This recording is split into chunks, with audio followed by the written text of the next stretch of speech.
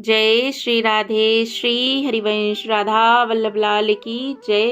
हित हरिवंश महाप्रभु की जय। परम पूज्य गुरुदेव महाराज की सदा जय हो। बहुत बहुत स्वागत है आप सभी का। आइए सुनते हैं भक्त वृत्तासुर की कथा को। ये वृत्तासुर वही हैं जिसकी कथा हमने पीछे सुनी है। राजा चित्रकेतु। राजा चित्रकेतु कैसे भगवान के धाम को जाते हैं और भगवान के धाम में पहुंचने के बाद भी कहीं ना कहीं अभिमान अगर हम में होता है तो भी हमें परेशानी हो सकती है। तो वहीं राजा चित्रकेतु के साथ क्या हुआ कि भगवान शंकर और माता पार्वती को देखकर उसके मन में कुछ कुविचार उत्पन्न हुआ और इस वजह से माता पार्वती ने राजा चित्रकेतु को शाप दे दिया कि तू असुर की तरह व्यवहार करता है, जा तू असुर हो जा। लेकिन उस शाप का उन पर कोई प्रभाव नहीं पड़ा। उन्होंने नतमस्तक होकर माता को प्रणाम किया और कहा, माँ आप अपने मन में और दुखी मत होना और ये आपका शाप मैं सहर्ष स्वीकार करता हूँ। इस पर भगवान शंकर कहते हैं, पार्वती जो भगवान के भक्त होते हैं वो कितनी ही खुशी का चाहे क्षण हो या चाहे कितना ही दुख भरा पल हो, वो हमेशा एक चित्त रहते हैं, क्योंकि भक्ति के प्रभाव से उनका मन निर्मल हो चुका होता है। इसीलिए राजा चित्रकेतु का ऐसा व्यवहार रहा।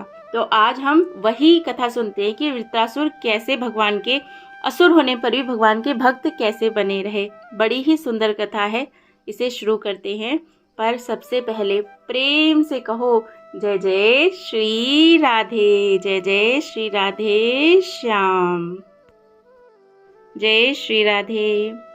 तो एक बार की बात है, देवराज इंद्र की सभा में संगीत का बड़ा सुंदर कार्यक्रम चल रहा था।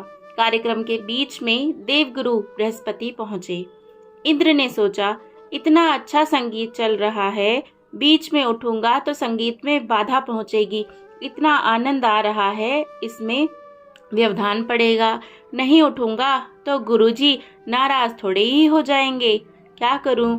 ऐसा सोचकर इंद्र ने देखकर भी अनदेखा कर दिया। दूसरी तरफ देखने लग गया। ऐसा नाटक किया जैसे उसने गुरुजी को देखा ही नहीं। लेकिन गुरु तो गुरु ही होते हैं। इंद्र के ऐसे व्यवहार के कारण गुरुजी नाराज होकर देवताओं को छोड़कर चले गए। इधर दैत्यों को जब पता लगा कि देवताओं के गुरु उनसे नाराज हो गए हैं, तब दैत्यों ने आक्रमण कर दिया और देवताओं को पराजित कर उनसे स्वर्ग छीन लिया। देखिए, जैसे ही गुरु हमसे अप्रसन्न हो जाते हैं वैसे ही हमसे हमारी श्री, हमारा वैभव सब छीन जाता है। कितना प्रत्यक्ष यहाँ पर ये हुआ। अब क्या करते हैं, देवता जाते हैं ब्रह्मा जी के पास में। गुरु के बिना देवता अनाथ से हो गए, उन्हें कोई सहारा नजर नहीं आ रहा था। तब वे ब्रह्मा जी के पास गए। ब्रह्मा जी ने उन्हें डांटा और बोले, तुमने ये बहुत गलत काम किया है। गुरु को नाराज करना सबसे बड़ा अपराध है। अब जब तक गुरु नहीं मिलते, तुम विश्वरूप जो विद्या में देवगुरु बृहस्पति के समान ही हैं, उनको गुरु बना लो। लेकिन उसकी माता असुर वंश की हैं, इसीलिए कभी कभी वह असुरों का पक्षपात कर सकते हैं। इस चीज को अनदेखा करके चलोगे तो तुम्हारा काम बन जाएगा। अच्छा देखिए, ये बात हम सबके लिए भी है, जिसमें बहुत सारे गुण हैं और अगर एक आध दोष हैं तो उसको अनदेखा कर देना चाहिए।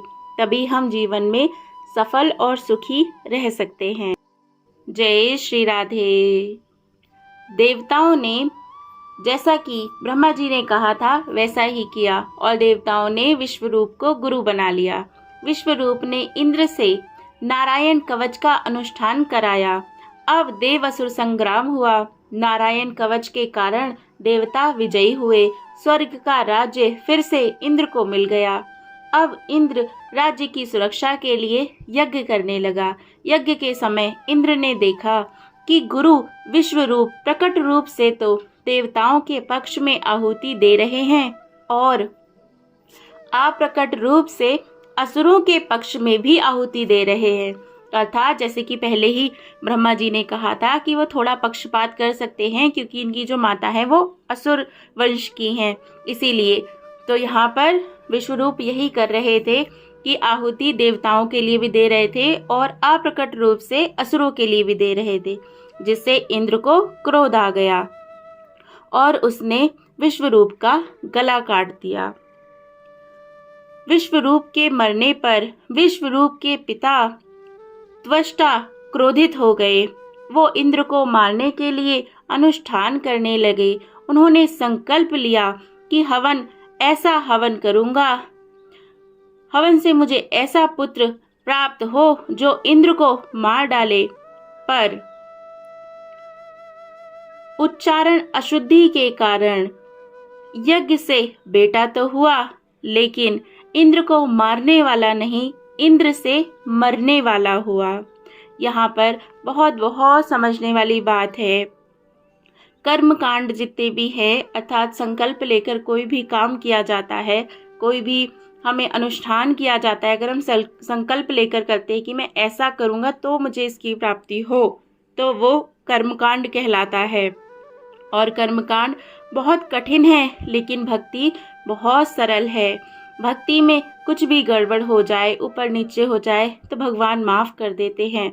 पर यदि कर्मकांड में कुछ गड़बड़ हो जाए तो उसका बहुत भयानक दंड कई बार हमें भोगना पड़ जाता है, जैसे कि यहाँ पर ही हुआ।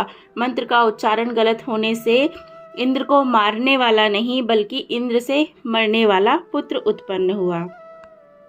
यज्ञ से उत्पन्न हुए त्वष्टा के इस पुत्र ने सारे लोकों को अपने विशाल शरीर से घेर लिया था, इसीलिए उसका नाम पड़ा वृत्तासुर, अर्थात बहुत बड़ा। जब वृत्तासुर ने हुंकार भरी तो सारे देवता उस पर टूट पड़े।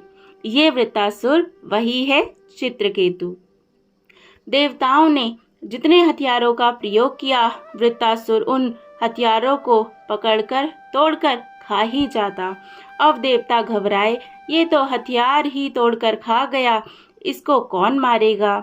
देवता वहां से भागे और भगवान की स्तुति करने लगे। जय जय श्री राधे। श्री राधे। तो इंद्र ने भगवान से पुकार की, भगवान से प्रार्थना करी और भगवान प्रकट हुए और बोले, देखो इंद्र, उपाय तो है पर करना कठिन है। इंद्र बोले, प्रभु आप सिर्फ उपाय बताइए, उसको करना मेरा काम है। भगवान बोले, दधीचि ऋषि की हड्डी से अगर वज्र बने तो उसी से वृत्तासुर का संहार होगा, लेकिन दधीचि ऋषि जीवित हैं, हड्डी मिलेगी तब जब वे शरीर त्याग करें। इंद्र ने कहा, भगवान आपने उपाय बता दिया, अब दधीचि ऋषि से हड्डी मांगने का काम मेरा है। अब इंद्र पहुंच गए दधीचि ऋषि के पास, प्रणाम किया और बोले, महाराज मुझे आपकी हड्डी चाहिए। दधीचि बोले, इंद्र क्या तूने विचार नहीं किया, जो व्यक्ति जीवित रहना चाहता है उसकी हड्डी भगवान भी मांगे तो उन्हें देने से इनकार करना पड़ेगा। इंद्र ने कहा, मैं समझता हूँ कि मेरा आपसे हड्डी मांगना अनुचित है, पर समस्या इतनी विकट है कि मांगने को विवश हूँ। यदि आप अपनी हड्डी दे देंगे तो समस्त देवताओं की जान बच जाएगी। देखिए ऋषि हमारे कितने महान हैं, सच में सच में। दधीचि ऋषि ने भगवान का ध्यान किया और योग के द्वारा अपने शरीर का त्याग कर दिया। ऋषि मुनि संत हमेशा दूसरों की भलाई के लिए ही जीवित रहते हैं, दूसरों की भलाई के लिए ही सब करते हैं। बताओ, उन्होंने अपने प्राण तक दे दिए। इसके बाद क्या हुआ, उनके शरीर त्याग के बाद इंद्र ने दधीचि ऋषि की हड्डियों से वज्र बनाया। वज्र प्राप्त करने के बाद देवता उत्साह से भर गए। वृत्तासुर के साथ जितने असुर थे डर के मारे भागने लगे। इधर वृत्तासुर ने जोर से हुंकार भरी और इंद्र की तरफ बढ़ा। इंद्र ने अपनी गदा का प्रयोग किया। वृत्तासुर ने बाएं हाथ से इंद्र के हाथी ऐरावत के मस्तक पर प्रहार किया, जिससे ऐरावत का मस्तक टूट गया। इंद्र सहम गया। उसके हाथ में वज्र है जो दधीचि ऋषि की हड्डियों से बना है। फिर भी उसे डर लग रहा है कि ये भी गदा की तरह कहीं व्यर्थ ना हो जाए। देखो, यहाँ पर कहते हैं ना, भगवान के भक्त होते हैं, उनको भगवान की कहीं बात पर शंका नहीं हो सकती, लेकिन इंद्र को देखो यहाँ पे संशय हो रहा है कि ये वज्र भी पता नहीं काम करेगा या नहीं करेगा। वृत्तासुर कहता है, इंद्र तू वज्र का प्रयोग क्यों नहीं कर रहा? तो ये मत सोच कि ये गदा के जैसे वज्र भी व्यर्थ हो जाएगा। वज्र में 3 शक्तियां हैं, भगवान नारायण की, दधीचि ऋषि की तपस्या और इंद्र का तेरा प्रारब्ध। तू प्रहार कर, तेरे को सफलता अवश्य मिलेगी। जय जय श्री राधे। देखो कितना सुंदर यहाँ पर ये प्रसंग है, आइए सुनते हैं। तो वृत्तासुर कहता है, तेरे को सफलता अवश्य मिलेगी। मैं तो दोनों परिस्थिति में प्रसन्न हूँ। अगर विजयी हुआ तो भी खुश, मैं अपने भाई का बदला ले लूंगा। अगर पराजित हुआ तो भी खुश, क्योंकि मरने के बाद इस 5 भौतिक शरीर से पशु पक्षियों का भंडारा हो जाएगा। आहा, और मैं इस शरीर को छोड़कर ठाकुर जी के धाम चला जाऊंगा। इंद्र ये सुनकर घबरा गया, वज्र का प्रहार नहीं कर पा रहा था। वृत्तासुर कहता है, जब तक तू वज्र का प्रहार नहीं कर रहा है तब तक मैं अपने ठाकुर का ध्यान कर लेता हूँ। जय हो। वृत्तासुर आंखें बंद करके भाव समाधि में पहुंच जाता है, भगवान से वार्तालाप करता है। प्रभु, कुछ ही समय बाद मैं इस शरीर को छोड़कर आपके चरणों में आने वाला हूँ, आपके धाम में आने वाला हूँ। इस युद्ध का परिणाम मैं जानता हूँ क्या होगा। इस युद्ध में इंद्र की विजय होगी, मेरी पराजय होगी। भगवान ने कहा, पर मैं तो अपने भक्त को कभी पराजित नहीं होने देता। तूने कैसे सोच लिया कि तू पराजित होगा? वृत्तासुर मुस्कुराता है और कहता है, प्रभु, मैं जानता हूँ जिसकी विजय होगी उसको स्वर्ग मिलेगा और जिसकी पराजय होगी उसको वैकुंठ मिलेगा। आप अपने भक्त को छोटी वस्तु थोड़े ही देंगे, इसीलिए मुझे मालूम है इस युद्ध में मेरी पराजय ही होगी।